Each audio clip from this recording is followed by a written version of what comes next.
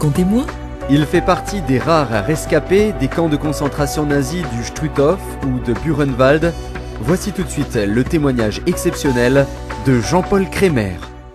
Dès ma jeune enfance, non seulement j'ai entendu parler de Jésus-Christ, mais j'ai vu Christ vécu, vivre dans la vie de mon père et de ma mère. Et c'est ainsi très jeune, déjà j'ai compris que moi-même j'avais aussi besoin d'un sauveur. La guerre a éclaté. En 1940, les armées hitlériennes sont entrées en Alsace. À ce moment-là, j'étais au lycée.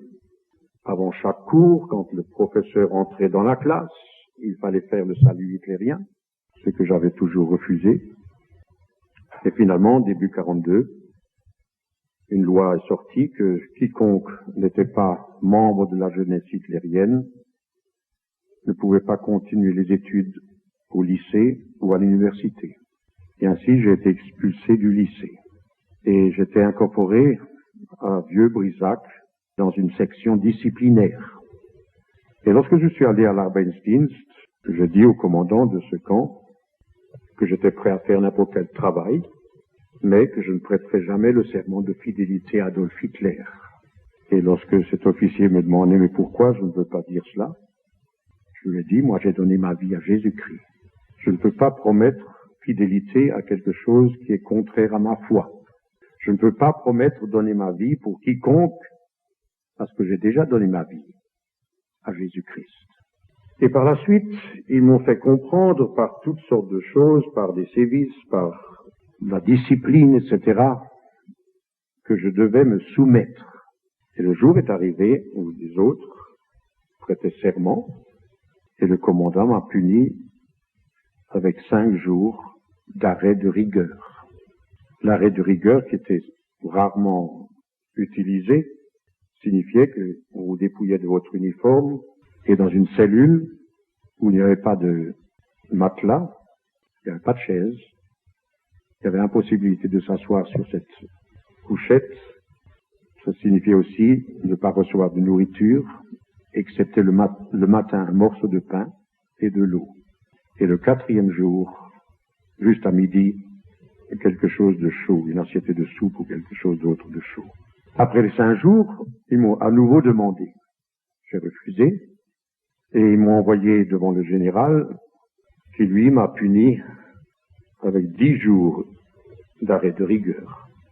Le commandant lui-même avait cherché à me parler, à me convaincre, etc. Il m'avait même laissé sa propre copie du Mein Kampf en me disant de bien le lire, et puis qu'il était assuré que si je lisais ce livre, je serais convaincu du bien fondé de la doctrine nazie, etc. Après que ces 15 jours étaient passés, le second officier du camp de l'Arbeitsdienst s'est entré dans ma cellule, et puis il dit même avec affirmation: « Maintenant, je suis sûr que vous êtes prêt à prêter serment. » Je me suis mis au garde à vous devant lui, et puis j'ai dit non, je refuse. Il était tellement stupéfait qu'il est sorti, sans rien dire, et puis après quelques minutes, il a nouveau ouvert la porte, il est rentré, et puis il me dit: « Mais est-ce que vous avez bien compris ?» Oui, j'ai bien compris. Ce matin même, où je suis sorti de la cellule, c'était le moment où tous les autres étaient pesés, passaient devant le docteur, devant le service médical, et quand mon tour est arrivé, et que je suis monté sur la balance, il y avait l'officier qui était là-bas derrière la table. Il s'est levé lui-même, il voulait voir combien de kilos j'avais perdu pendant ces 15 jours. Et puis il m'a repesé une 2e fois, et il a dû admettre que j'avais le même poids. Tout ça, c'était incompréhensible dans son idée. Ils n'ont même plus osé me toucher ou faire quoi que ce soit. Et puis il m'appelait le ressuscité des morts. Et puis ordre est venu que je devais être livré entre les mains de la Gestapo. Et puis finalement, un m'a emmené, puis m'a mis dans une Strafgefängnis, dans une prison, à Fribourg, à nouveau dans une cellule, tout seul. Et cette fois-ci, c'était une cellule. Il y avait une porte blindée de cette épaisseur, avec une clé et puis 3 verrous, et puis une petite fenêtre en haut, avec 3 rangées de barreaux. Mais même là, dans la cellule, j'ai expérimenté la réalité et la puissance du Seigneur. J'étais là 2 mois.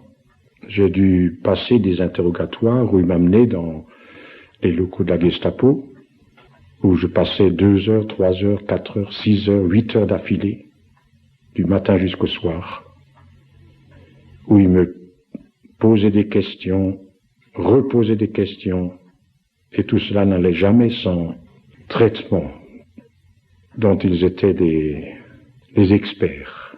C'est là que j'ai eu toutes les dents de la mâchoire presque démantibulées, j'aurais presque pu les arracher, tous les gencives intérieures coupées, et puis d'autres traitements.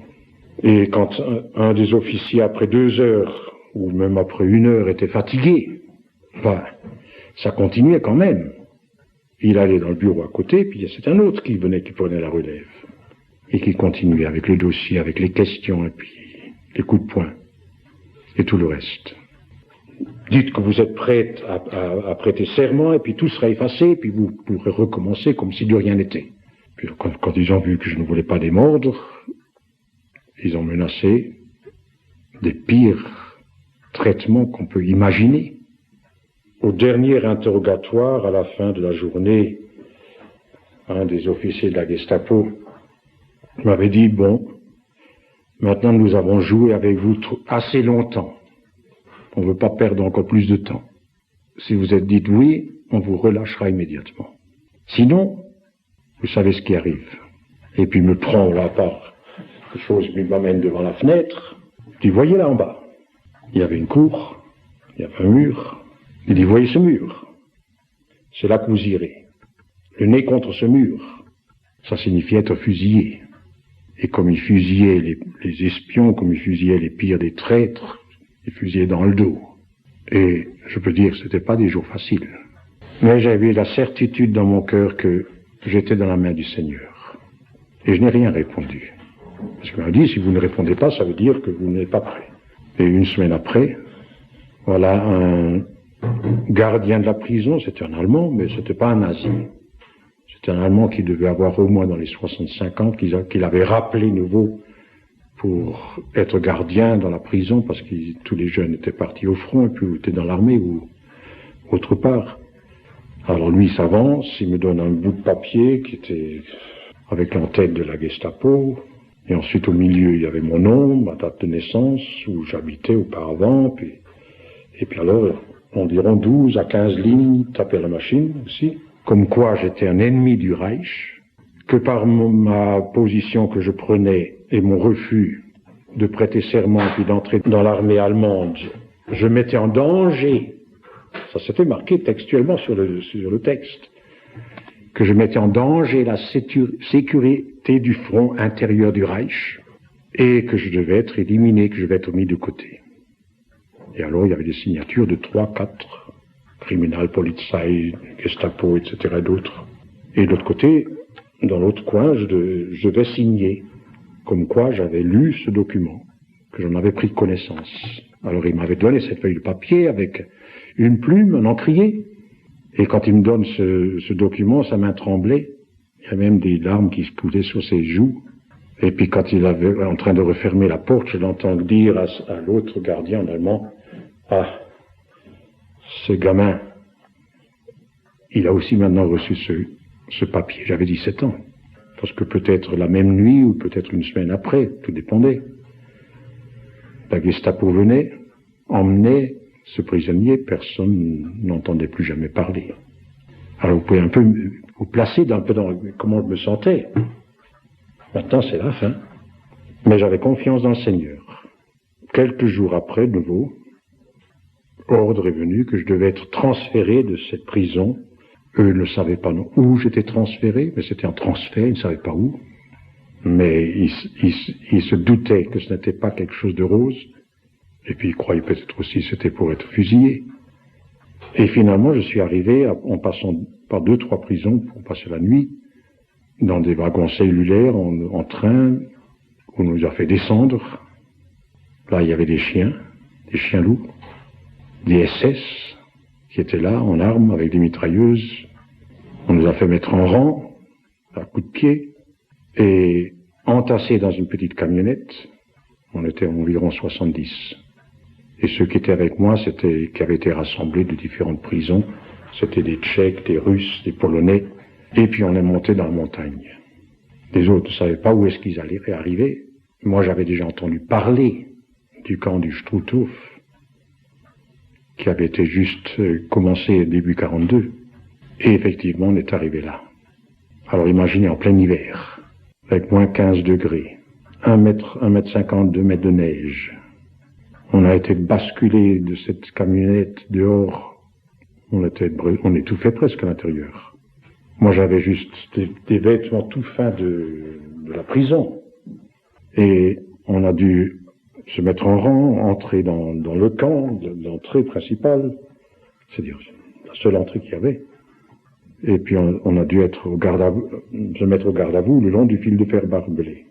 Sur le talus, après l'entrée. Ça, c'était à 10 heures du matin, on est resté jusqu'à 2 heures. Au garde à vous. À 10 cm à peine du fil de fer électrifié.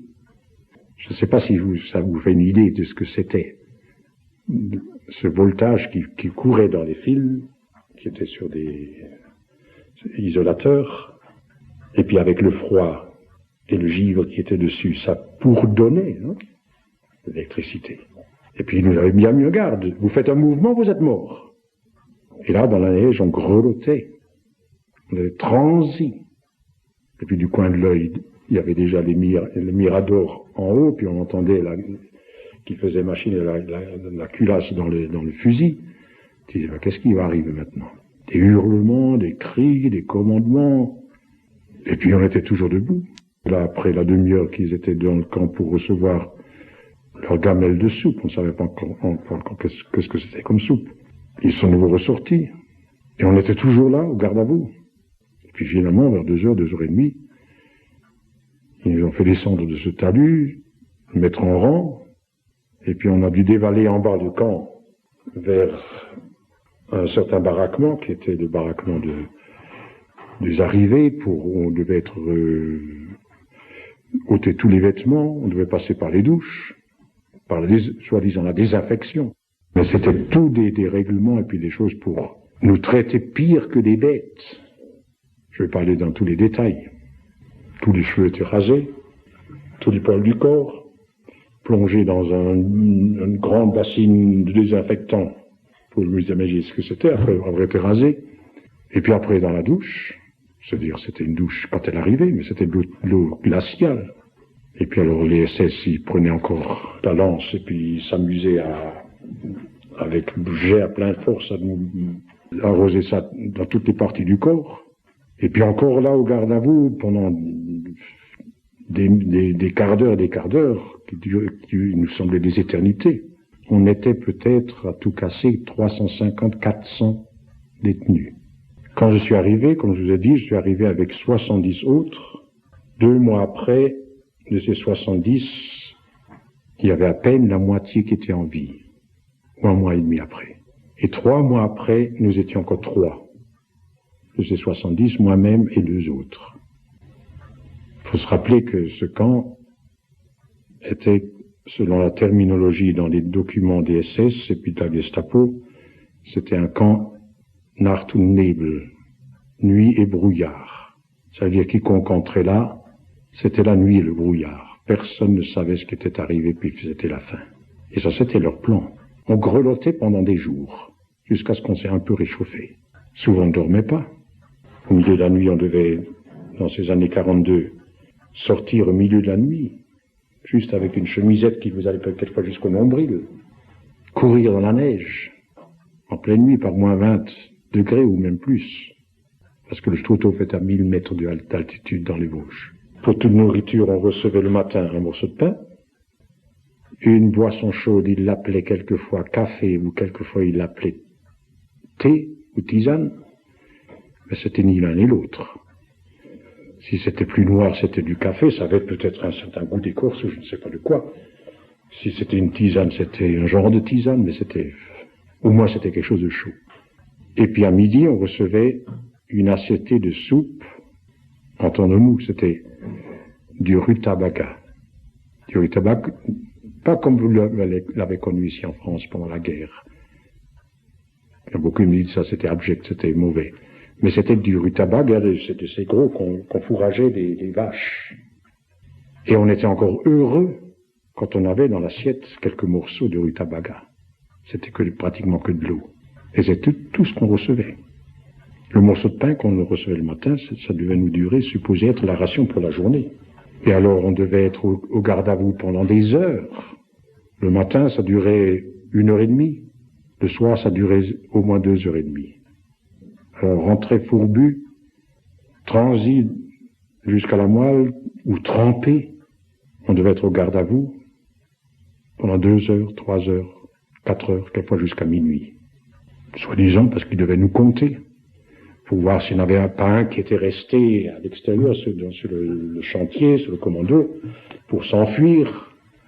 Alors il faisait scrupuleusement le comptage, et puis s'il y en avait un qui manquait, ben il faisait des recherches, parce qu'il y avait des sentinelles, alors il ne pouvait pas s'échapper. Alors il ne rappelait pas les sentinelles des chantiers avant que le comptage était fait. Puis quelquefois il avait déjà fait le comptage, mais par représailles, il nous faisait encore être au garde à vous, ou alors avec des exercices, à genoux, les mains en l'air, à plat ventre, etc. Et le travail, c'était un travail inhumain. C'était pas un travail utile. Un petit peu, certains commandants qui travaillaient dans la carrière pour casser les pierres, pour faire sauter des rochers. Mais autrement, on a construit des routes. D'accord, là, c'était peut-être utile. C'est-à-dire des routes d'accès pour le camp. Mais on a aussi fait du travail dans les années 42, début 43. On a déblayé des milliers de mètres cubes de rochers, de terre, avec le pic, la pioche, avec des wagonnets en fer.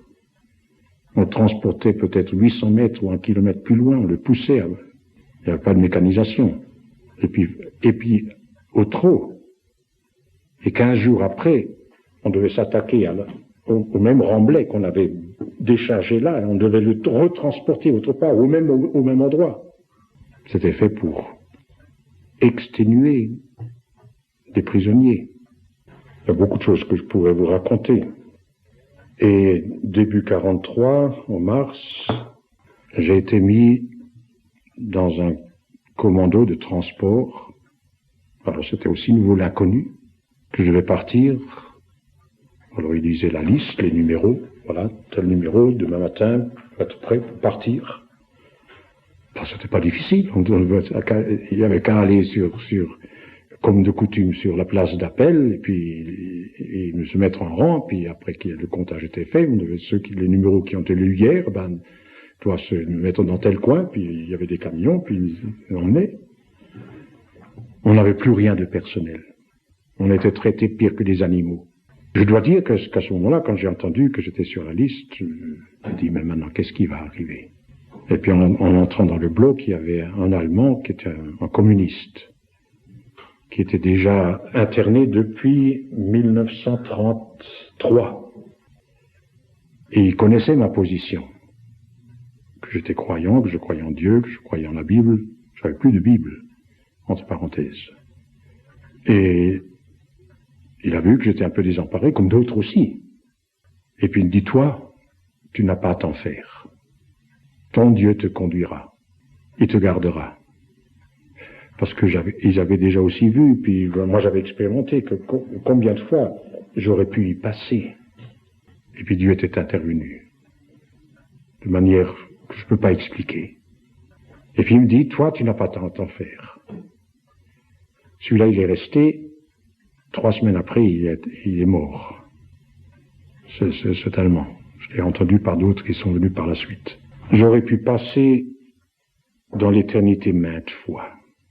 J'aurais pu être fusillé, j'aurais pu être pendu, j'aurais pu être battu à mort, j'aurais pu être transpercé par des baïonnettes, comme ceci se faisait journellement, sans parler de ceux qui tombaient d'inanition, gelés ou bien exténués sans force. Et c'est ainsi que je suis arrivé au camp de concentration de Buchenwald. C'était pas mieux. Là aussi, j'ai expérimenté la fidélité de Dieu. Il faudrait longtemps pour expliquer quel était le système concentrationnaire. C'était très élaboré de la part des SS pour exterminer le plus vite possible sans grande peine de leur part. Mais Dieu m'a gardé. Et si je suis en vie aujourd'hui, ce n'est que par la puissance de Dieu. Parce qu'il faut ajouter, quand j'étais arrêté, j'avais 17 ans, ensuite 18 ans, 19 ans. J'étais 3 ans parti. J'ai été considéré par les Allemands comme un sujet citoyen allemand. Mais ça ne changeait rien au traitement. Seulement, cela signifiait que moi j'avais l'écusson rouge, ça c'était politique, parce qu'il y avait les noirs qui étaient des gitans, il y avait les verts, c'était des criminels, parce qu'ils avaient déchargé toutes les centrales et puis les prisons, ceux qui étaient condamnés à mort et puis ceux qui étaient condamnés à vie, ils les avaient vidés dans les camps pour faire la place dans les prisons. Enfin, ils avaient un écusson vert, il y avait le numéro d'abord et ensuite l'écusson, un triangle qu'on devait coudre sur la poitrine et puis l'autre sur le côté de la jambe. Alors comme moi j'avais l'écusson rouge sans initiale dessus, ça signifiait à leurs yeux j'avais été, parce que on n'était plus, un citoyen allemand. Les Français avaient un F, les Belges un B, les Russes un R, les Polonais un P dessus. Alors quand ils me voyaient, ces SS, qui étaient des nazis, ils voyaient rouge. Et puis me demandaient pourquoi je suis là. Moi je leur répondais carrément. Je suis là parce que j'ai refusé de prêter serment pour Adolf Hitler. Alors vous pouvez vous imaginer quelle était leur réaction. Alors ils m'avaient, comme on dit, dans le nez. Et puis ils cherchaient tous les moyens pour me nuire, pour m'exterminer. Et là j'ai vu maintes et maintes fois la main de Dieu. Si ce serait arrivé comme ils avaient l'intention, mais j'aurais pu mourir 10 fois, 100 fois. Oui, le Seigneur est merveilleux. Même quand on voit des centaines mourir à ses côtés. Personne n'était sûr du lendemain, même du moment qui suivait. Surtout au début. À la fin, c'était un petit peu différent, quoique les conditions n'étaient pas meilleures. Il n'avait plus tellement de temps, les camps étaient surchargés. Mais durant l'appel, si le commandant du camp avait l'idée, il allait dans des rangs, il comptait 1, 2, 3, 4, 5, 6, 7, 8, 9, 10, et puis chaque 10e devait faire 2 pas en avant. Puis ils étaient fusillés. Ça c'était pour nous terroriser, ou bien, quand j'étais au Struthof, il fut un temps où un sous-officier SS qui tuait un prisonnier, soi-disant qu'il voulait prendre la fuite, il avait 10 marks de bonus, et puis 2 jours de congé spécial à la maison. Vous pouvez vous imaginer que ces officiers SS, qui étaient vraiment des sadistes, ne s'en privaient pas. Et c'était bien simple. On travaillait avec la pioche, la pelle, à casser un pan de la montagne. Il venait, il prenait la pioche, donne-moi ta pioche. Il la lançait derrière lui, puis après il dit, pourquoi tu ne travailles pas? Va chercher ta pioche. Il fallait s'exécuter. Et celui-là, il allait chercher la pioche. Mais malheureusement, la pioche, il avait bien lancé juste entre 2 sentinelles, un peu en arrière, en retrait. La sentinelle tirait. Puis c'était un constat, c'était un qui voulait s'évader. Il avait sa prime, il avait ses jours de congé, puis c'était fait. Ça, c'est juste pour vous donner une idée de l'esprit de terreur, d'angoisse dans laquelle ceux qui étaient dans les camps vivaient. À Buchenwald, il y avait environ 56 000 Français qui ont passé dans le camp. 80% y sont restés. Dans le camp de Buchenwald, on passait, ça c'est sans ceux qui sont arrivés, qui étaient déjà morts. Parce qu'il y en a qui sont arrivés morts. Ou d'autres qui sont arrivés, qui ont été transférés dans d'autres camps. Mais ceux qui sont effectivement rentrés dans le camp, et je ne parle pas de ceux des centaines qui ont fusillés, en entrant dans le camp, cela n'était jamais comptabilisé. On compte qu'il y avait à peu près 287 000. À la fin de la guerre, de ces 287 000, il y en avait encore 30 000 qui étaient en vie à la libération. 20 000 dans le camp, 10 000 qu'ils avaient encore dispersés dans d'autres camps vers la fin de la guerre, ou qui étaient dans des convois. Parce que quelques jours avant que les Américains sont venus, on était 50 000 ou 53 000. Quand les Américains sont venus, on était entre 19 et 20 000. Il y a 10 000 qui sont arrivés à Dachau, puis d'autres camps, une semaine après, mais les autres ont été exterminés dans la forêt. Oui, dans un enfer, Jésus est réel. Et j'avais dans mon cœur cette assurance, cette paix, cette joie intérieure que j'étais dans la main de Dieu. Et même quand j'étais en prison, j'avais reçu du Seigneur dans mon cœur que je rentrerais de nouveau à la maison. Et pourtant, humainement, tout démentait cette promesse que j'avais reçue dans mon cœur. Je répète, j'aurais pu mourir chaque jour. C'est pas exagéré. Et j'aurais pu périr. Même vers la fin, j'aurais pu succomber après être rentré. Des quantités sont morts dans l'année qui a suivi. Moi, j'ai des camarades, certains qui étaient bien sûr un peu plus âgés que moi. Moi, j'étais un des plus jeunes. Et certains qui avaient à peu près 2-3 ans plus que moi, mais la plupart sont décédés à l'âge de 50-55 ans. Les suites, des séquelles. Rares sont ceux qui passent le cap. Ou certains, ils sont déboussolés, désaxés pour toute leur vie. Encore, j'étais juste la semaine dernière en Moselle, j'ai vu 3 anciens déportés qui étaient avec moi. Un m'a dit, maintenant il dit ça va un peu mieux, mais il n'y a pas une semaine qui passe sans avoir de cauchemars dans la nuit. Et ça, ils peuvent rien y faire. Et moi, je peux remercier le Seigneur que, à part cet unique cauchemar que j'ai eu, après, je ne sais plus si c'était 4-5 jours après que j'étais au Struthof dans le camp, même dans le camp, je n'ai jamais eu un cauchemar. Et même par la suite, jusqu'à ce jour, je n'ai jamais eu un seul cauchemar. Ça, c'est aussi le Seigneur. Et David disait, oui, tu es mon refuge, tu es mon soutien. Le Seigneur est puissant. Dans Hébreux 7, verset 25, nous lisons, où il est dit de Jésus-Christ qui est assis à la droite du Père, qui demeure éternellement. C'est aussi pour cela qu'il peut sauver parfaitement ceux qui s'approchent de Dieu par lui. Étant toujours vivant pour intercéder en leur faveur, il peut sauver parfaitement, entièrement, complètement. Il peut sauver pour le temps et pour l'éternité.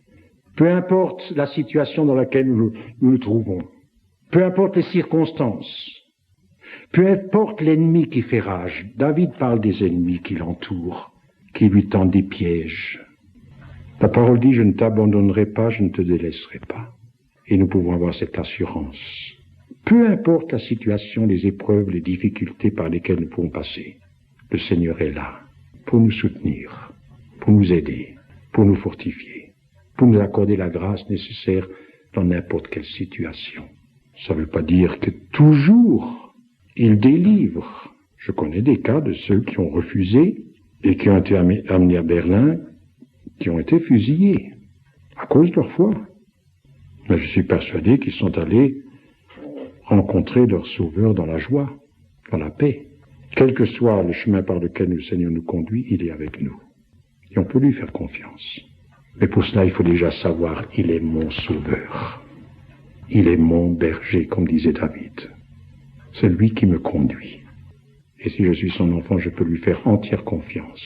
Bien sûr, je ne souhaite à personne de devoir passer par de telles expériences.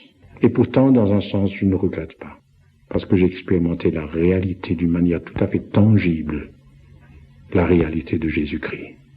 Alors ça vaut la peine de dire, oui Seigneur, je veux t'aimer, je veux te suivre. Et je veux te faire confiance. Même si moi je ne comprends pas. Tu es mon Sauveur, tu es mon Dieu. En toi je mets mon espérance.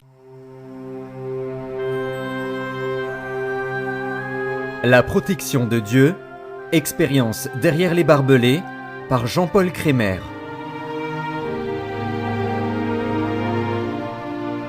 Je me trouvais au milieu de la nuit à plat ventre dans la neige par -15 ou -20 degrés de froid, grelottant, cherchant à me frayer un chemin sans être aperçu. Je voulais fuir. Tout était silencieux, rien ne bougeait. Je voyais les miradors avec leurs hommes de garde et leurs fusils et mitrailleuses. Mon but était de passer à travers la neige sous les fils barbelés et électrifiés pour m'enfuir de cet enfer.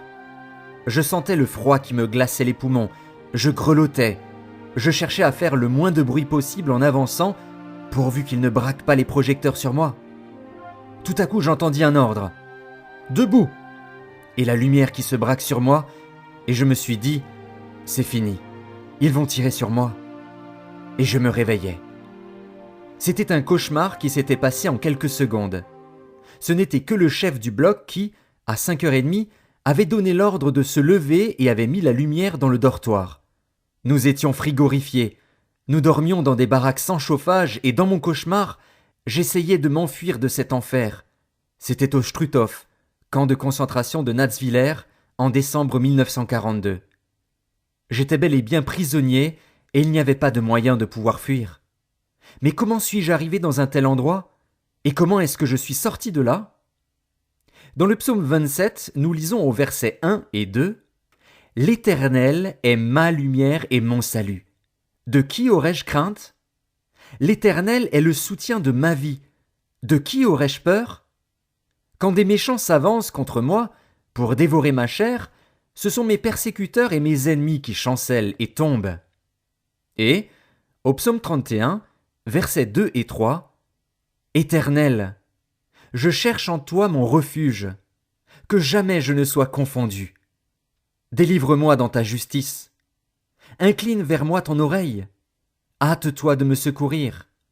Sois pour moi un rocher protecteur, une forteresse, où je trouve mon salut. » En effet, Dieu est un refuge, un appui, une retraite, même dans les circonstances et situations impossibles.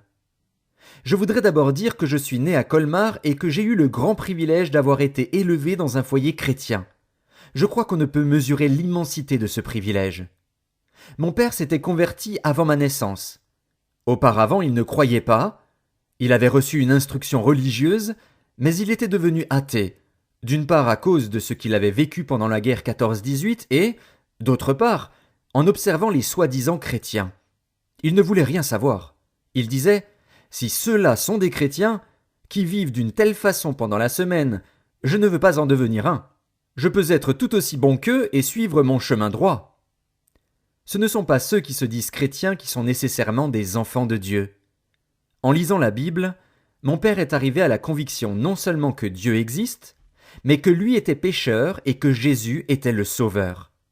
Il avait d'abord lu la Bible par intérêt historique et archéologique. S'intéressant beaucoup à l'histoire, il a lu l'Ancien Testament pour comparer l'histoire ancienne avec ce que la Bible disait. Il est arrivé à la conclusion que ce que la Bible dit est vrai. Quand il a lu le Nouveau Testament, il a vu qu'il y avait là un autre Jésus que celui que les prétendus chrétiens disent connaître. Il a prié « Dieu, si tu existes, révèle-toi à moi. Et si Jésus est tel que je le vois dans ta parole, je t'accepte comme mon sauveur. » Le Seigneur a fait son œuvre dans son cœur. Ma mère s'est convertie après, ainsi que mes grands-parents. Ainsi c'était un immense privilège d'être né dans une famille chrétienne. Dès mon jeune âge, j'ai entendu parler de Jésus. Mais voyez-vous, avoir entendu parler de Jésus ne fait pas de nous automatiquement un chrétien, un enfant de Dieu. J'ai dû reconnaître moi-même mon besoin de Jésus. J'ai dû être convaincu par l'Esprit de Dieu que moi aussi j'étais pécheur et que j'avais besoin de la grâce de Dieu. Et je sais que, même très jeune, j'étais conscient de mon péché, de ma perdition aux yeux de Dieu. On n'a pas besoin d'être âgé pour comprendre qu'on est perdu. Je suis venu à Jésus-Christ tout simplement, conscient de mon besoin du Seigneur Jésus. Je lui ai dit « Tu es mon Seigneur, sauve-moi, pardonne mes péchés. » Oui, bien qu'ayant été élevé dans un foyer modèle, j'étais un pécheur et j'avais besoin de me convertir. En grandissant, j'ai encore compris davantage la grâce de Dieu et l'abîme de mon propre cœur, et j'ai compris que je devais me livrer complètement entre les mains de mon Seigneur, lui faire entièrement confiance et faire en sorte que Jésus puisse vivre vraiment dans ma vie, dans mon cœur, et je ne l'ai jamais regretté. Ensuite, la guerre a éclaté.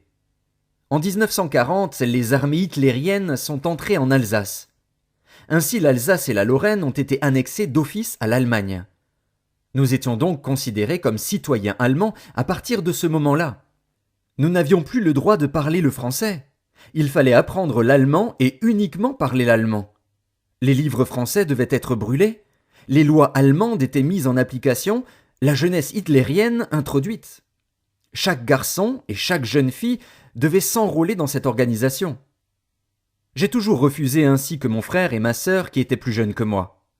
Au lycée, nous devions, avant chaque cours, lorsque le professeur entrait dans la salle de classe, faire le salut hitlérien, dire Heil Hitler, c'est-à-dire le salut vient de Hitler. Je ne l'ai jamais fait.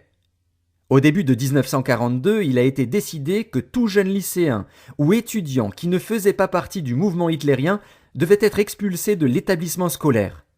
J'ai été placé devant le choix. Continuer mes études et faire comme tout le monde ou être expulsé. Et puis le jour est arrivé où j'ai été expulsé. Premièrement parce que je ne faisais pas le salut hitlérien et deuxièmement parce que je ne faisais pas partie de la jeunesse hitlérienne. Certains professeurs m'ont dit de ne pas gâcher ma vie et de m'enrôler dans ce mouvement, même sans y croire. Ils m'ont dit « Tu peux continuer à croire en ton Dieu !» Mais je savais que je ne pouvais pas faire les deux à la fois. On ne peut servir deux maîtres. Et j'ai refusé. J'ai dû quitter le lycée et j'ai travaillé chez un fermier chrétien pendant quelques mois. Mais début août 1942, j'ai été enrôlé dans l'Arbeitsdienst, l'armée de travail. C'était une armée préliminaire à l'armée régulière. J'ai été mis sur la liste du fait de mon expulsion du lycée. Ainsi mon appel a été devancé et il n'y avait pas de moyen de faire reculer l'appel pour quelques mois. Je suis donc allé à Vieux-Brisac où j'ai été placé dans une section disciplinaire. C'était un petit bataillon où il y avait des durs. J'étais prêt à me soumettre, à faire les travaux qu'on me demanderait, mais je leur avais dit dès le premier jour que je ne prêterais jamais le serment de fidélité à Adolf Hitler. Chacun de ceux qui entraient dans cette armée de travail, pour être muté ensuite dans l'armée allemande, devait prêter serment généralement 2 mois après. Il y avait la parade où toutes les nouvelles recrues prêtaient serment devant les officiers. Chacun devait mettre la main sur le drapeau à croix gammée et puis répéter certaines paroles comme, en résumé, « Je jure fidélité au nazisme, à la doctrine nazie, à Adolf Hitler et je suis prêt à donner ma vie pour cette cause et pour Adolf Hitler. » Je leur ai dit que jamais je ne pourrais faire cela parce que j'avais donné ma vie à Jésus-Christ. Jésus était mon sauveur et je ne pouvais pas donner ma vie pour une cause, pour une doctrine dans laquelle non seulement je ne croyais pas, mais qui était contraire à ma foi. L'officier m'a fait comprendre que je devais me plier à leurs exigences. On a cherché à me faire punir pour des banalités. Rappelons que je me trouvais dans une section disciplinaire. Ce fut donc enfin le jour où les jeunes, tous des Allemands, qui étaient arrivés avec moi devaient prêter serment. J'ai dit que je ne le ferais pas. Alors je dus rester dans les quartiers pendant la cérémonie. Après cela, j'ai dû comparaître et on essaya de me forcer. J'ai été puni avec 5 jours d'arrêt sévère dans la cellule. L'arrêt sévère était la plus grande punition qu'il pouvait infliger. Cela signifiait que tout mon uniforme était ôté. J'ai reçu un treillis de combat assez léger, sans lacets dans les chaussures, sans ceinturon. Pas de paillasse, il y avait juste le long du mur, à 1,50 m de hauteur, une couchette de 60 cm de large, composée de quelques planches inégales, avec des jours de 5 à 10 cm entre elles. C'est dans cette cellule solitaire que je devais dormir. Dans la journée, je devais rester au garde à vous. Il n'y avait pas de chaise pour m'asseoir. Pour toute nourriture, je recevais le matin un morceau de pain et de l'eau. C'était tout. Le 4e jour, on donnait, à midi, une assiette de soupe, quelque chose de chaud. Le commandant avait autorité pour me donner cette première punition de 5 jours. Après ces 5 jours, ils m'ont demandé si j'étais prêt à prêter serment. J'ai répondu « Non ». Alors je fus amené à Colmar devant le général de la région.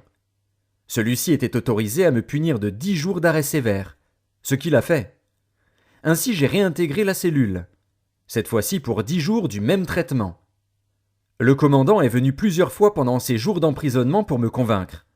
Il m'a également remis sa copie du livre Mein Kampf d'Adolf Hitler en pensant que son message me changerait les idées. Après ces autres 10 jours, le second en chef est venu dans ma cellule, pensant que j'étais maintenant prêt à me plier après ce traitement de rigueur. Après ma réponse négative, il était comme abasourdi. Il est sorti puis revint quelques minutes plus tard pour s'assurer que j'avais bien compris la question. Le refus signifiait 40 jours. Et cela, ordonné par le général à Berlin. Il m'a fait comprendre qu'il devait maintenant faire un rapport à Berlin. Je lui ai répondu que Jésus-Christ était toujours celui que je voulais servir. En attendant, j'ai été relâché de la cellule. Le même matin, lorsque je suis sorti de la prison, toutes les recrues devaient se présenter devant la commission médicale, comme cela se faisait tous les 15 jours à 3 semaines. Parmi les différents examens, on nous pesait. J'ai été le dernier à passer.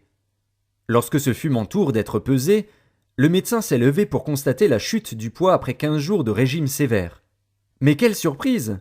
J'avais le même poids que 15 ou 17 jours auparavant. Le médecin me regardait, donnait des coups de pied à la balance. Il a appelé celui qui a été pesé avant moi pour vérifier son poids. Mais la balance montrait le bon poids. Alors le médecin m'a repesé et a dû écrire dans le livre le même poids qu'avant l'emprisonnement à régime sévère. C'était incompréhensible selon lui. À partir de ce moment, aucun des officiers n'osait me toucher et ils m'ont appelé le ressuscité des morts.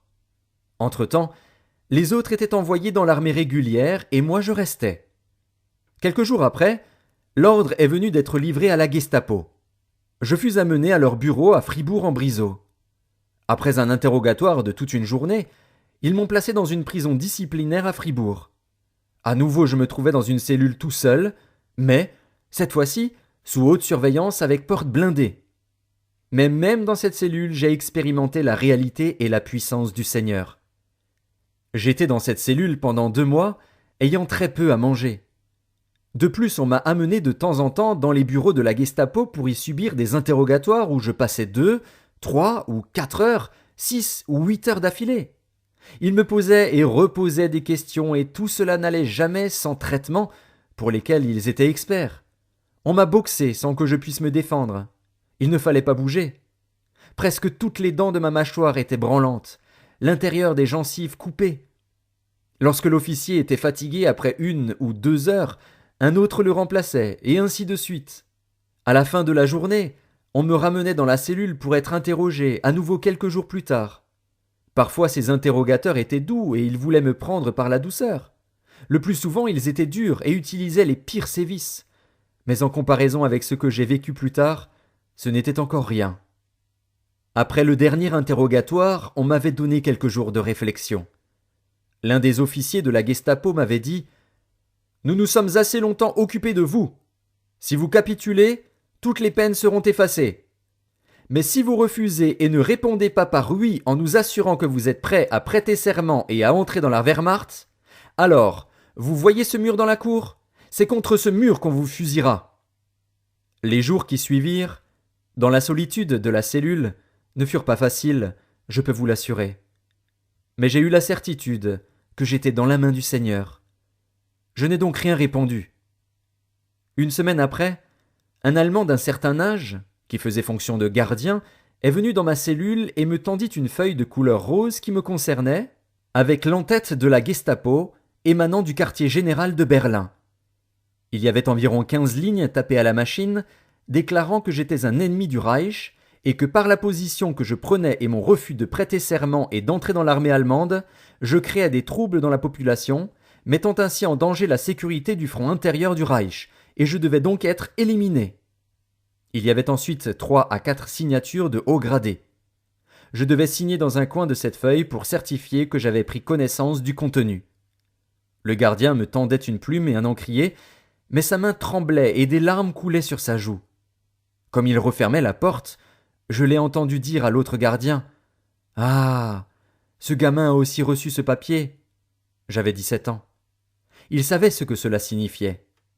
La même nuit ou le lendemain, la Gestapo pouvait venir et emmener le prisonnier quelque part pour le faire disparaître. On pouvait entendre un coup de feu et c'était tout. Pouvez-vous imaginer la situation dans laquelle je me trouvais ?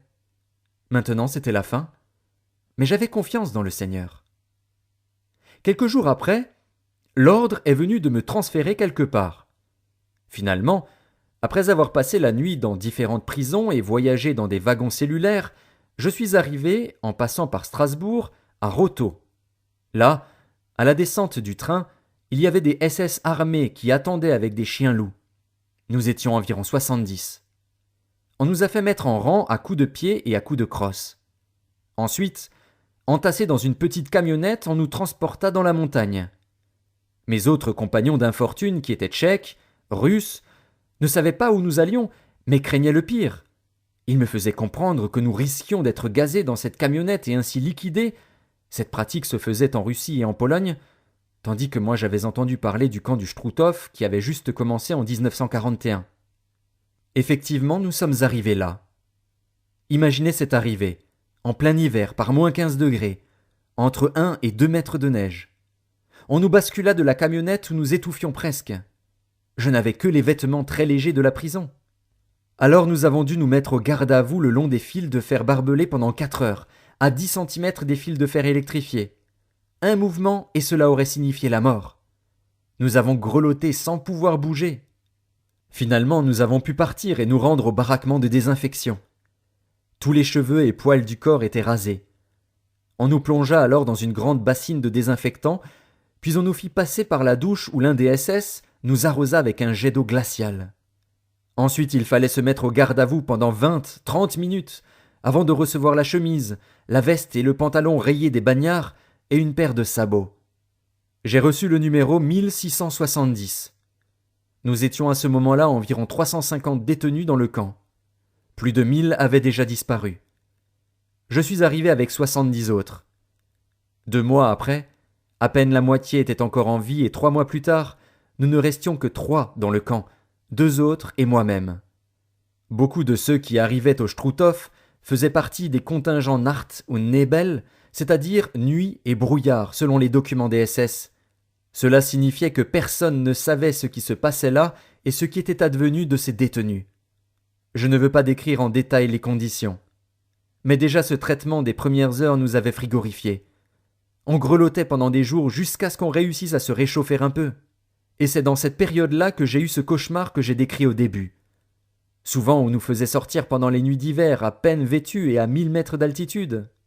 La nourriture était bien maigre et mauvaise, mais nous étions reconnaissants d'avoir au moins quelque chose de chaud. On devait être au garde à vous pendant des heures. Le matin 1h30 et le soir au moins 2h30, parfois plus longtemps. On rentrait ensuite dans les blocs, fourbus, transis de froid ou trempés. Matin et soir, on nous comptait soigneusement pour être sûr que personne n'essayait de s'enfuir. Le travail était inhumain, parfois inutile. Nous devions par exemple déplacer des mètres cubes de terre et de rochers, et cela quelques centaines de mètres plus loin, pour les rechercher quelques jours plus tard. Tout cela pour nous exténuer. Début mars 1943, j'ai été mis avec d'autres sur une liste pour un transport. C'était à nouveau l'inconnu. Quel suspense! Je me suis demandé, qu'est-ce qui va m'arriver maintenant? Parfois cela signifiait le four crématoire, ou bien être destiné à des essais sur les êtres humains. En entrant dans le bloc, j'ai croisé un communiste qui était interné depuis 1933 et qui avait vu beaucoup de choses. Il connaissait ma position, savait que j'étais croyant, que je croyais à la Bible, je n'avais plus de Bible. Il a vu que j'étais un peu désemparé comme beaucoup d'autres aussi. Il m'a dit « Toi, tu n'as pas à t'en faire. Ton Dieu te conduira et il te gardera. » Ce communiste avait remarqué combien de fois j'aurais pu être tué et puis Dieu était intervenu d'une manière extraordinaire. Cet homme est décédé 3 semaines après mon départ et moi je suis encore de ce monde. J'aurais pu passer dans l'éternité bien des fois. J'aurais pu être fusillé ou pendu ou battu à mort. C'est ainsi que je suis arrivé au camp de concentration de Buchenwald où j'ai reçu le numéro 10564. Ce n'était pas mieux. Mais là aussi j'ai expérimenté la fidélité de Dieu. Le système concentrationnaire des SS était très élaboré en vue d'une extermination rapide, sans grande peine de leur part. Mais Dieu m'a gardé. Et si je suis en vie aujourd'hui, ce n'est que par la puissance de Dieu. Outre mon numéro matricule cousu sur la poitrine et sur le pantalon, j'avais le triangle rouge, politique, sans lettres distinctives car les Russes avaient un R imprimé sur ce triangle, les Belges un B, les Français un F, etc. Et j'étais ainsi considéré par les Allemands comme étant de nationalité allemande. Cela n'a rien changé au traitement que j'ai reçu, bien au contraire. Chaque fois qu'un officier SS me voyait, il me demandait pourquoi j'étais là, moi, un jeune homme qui, selon eux, aurait dû être dans l'armée et au front. Je leur expliquais la raison de mon refus de prêter serment pour Adolf Hitler. Vous pouvez vous imaginer quelle était leur réaction. Ainsi, ils cherchaient tous les moyens pour me nuire, pour m'exterminer. Là, j'ai vu bien des fois que la main de Dieu était sur moi. Si ce qu'ils avaient souhaité était arrivé, j'aurais pu mourir des dizaines de fois. Oui, le Seigneur est merveilleux, même quand on voit des centaines de personnes mourir à ses côtés.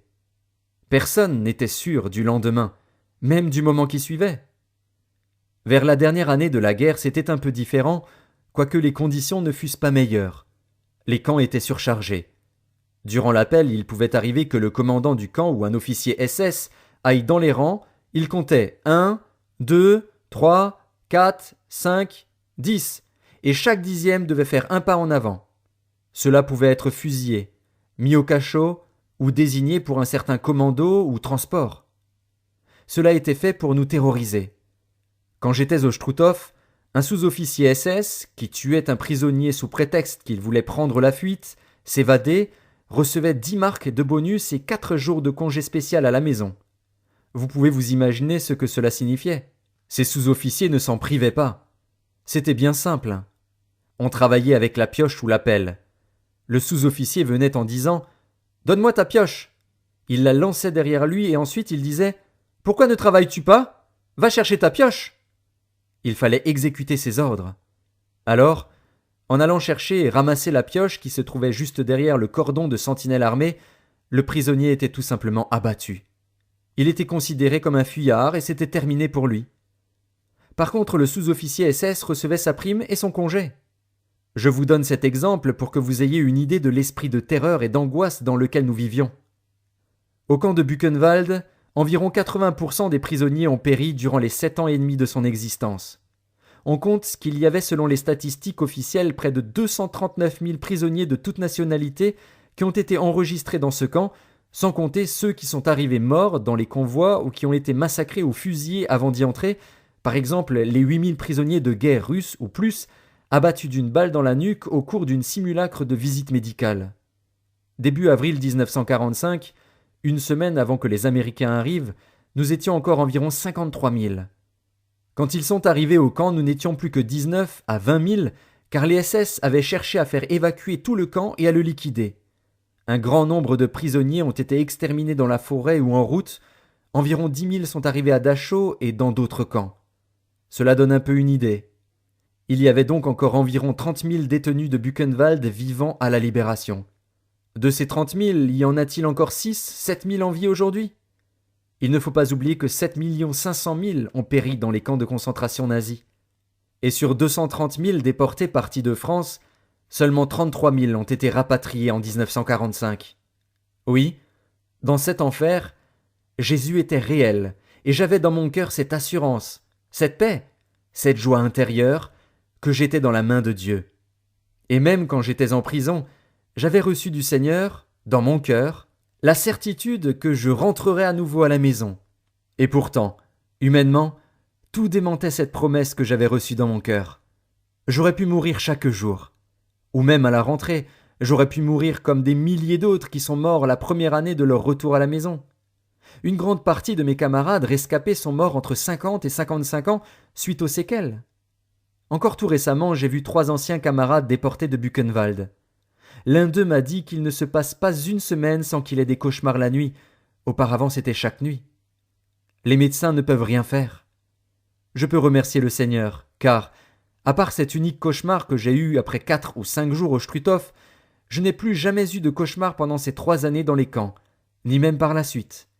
Le Seigneur est puissant et il peut sauver parfaitement ceux qui s'approchent de Dieu par lui, étant toujours vivant pour intercéder en leur faveur. Hébreux 7, verset 25. Pour moi, Dieu m'a fait passer par les camps et je suis resté vivant, relativement en bonne santé, tandis que d'autres rescapés ont aujourd'hui encore de graves séquelles, ont été handicapés, mutilés ou mentalement désaxés. Dieu est puissant. Cela ne veut pas dire que toujours il délivre. Je connais le cas de personnes qui ont refusé de renier leur Seigneur et qui ont été amenées à Berlin et là, elles ont été fusillées à cause de leur foi. mais je suis persuadé qu'elles sont allées rencontrer leur Sauveur dans la joie, dans la paix. Quel que soit le chemin par lequel le Seigneur nous conduit, il est avec nous et on peut lui faire confiance. Pour cela, il faut le connaître comme Sauveur et comme Seigneur et berger. Si je suis ainsi son enfant, je peux lui faire entièrement confiance. Il veut mon bien. Bien sûr, je ne souhaite à personne de devoir passer par de telles expériences. Et pourtant, dans un sens, je ne les regrette pas, parce que j'ai expérimenté la réalité de Jésus-Christ d'une manière tout à fait tangible.